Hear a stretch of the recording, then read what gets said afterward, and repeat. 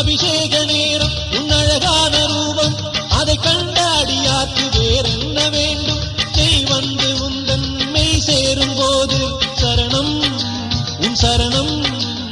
சரணம் சரணம் என பாட வேண்டும் சரணம் சரணம் என பாட வேண்டும் உன் ஆராதனை உன் அலங்கார கோலம் உன் ஆராதனை உன் அலங்கார கோலம் ஆனந்தம் ஆனந்தம் நான் கண்ட நேரம் ஆனந்தம் ஆனந்தம் நான் கண்ட நேரம்